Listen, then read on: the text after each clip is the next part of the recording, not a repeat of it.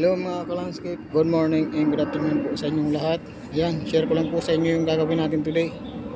Bali, magpapaugat po tayo niya ng halaman na yan. Ang tawag po dyan sa halaman na yan, Santa. Napakaganda po niyan sa groupings po. Marami po pwedeng gawin na style dyan na pwedeng itanim, na pantanim, pandesign.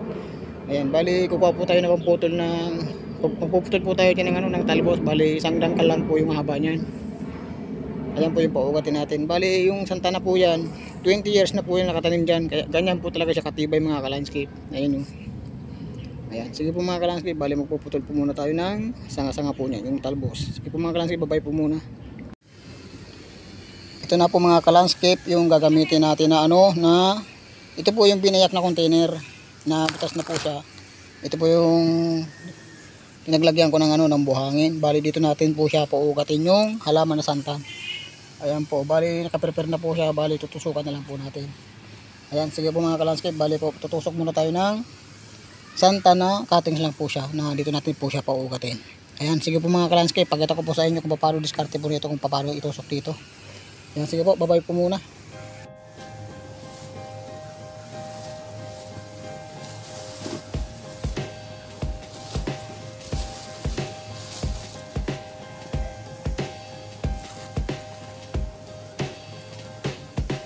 Ayan na po yung mga ka-landscape, yung itutusok po natin na Santa. Ganito lang po siya kahaba.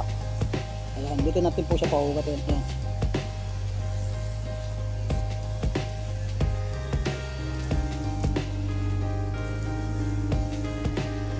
Ganito lang po mga ka-landscape, kung paano mabiglaan na maparami ka agad ng ng halaman na Santa. Tusok nyo lang po sa buhangin. Ayan.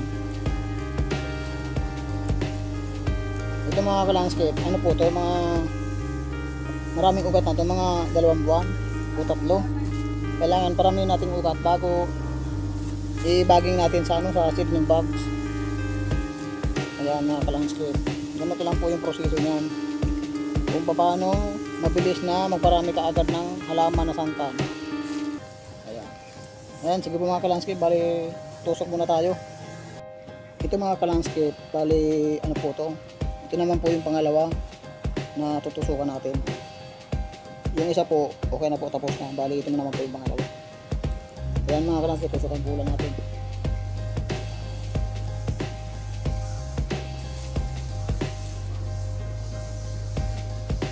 Ganyan lang mga ka-landscape yung proseso nito.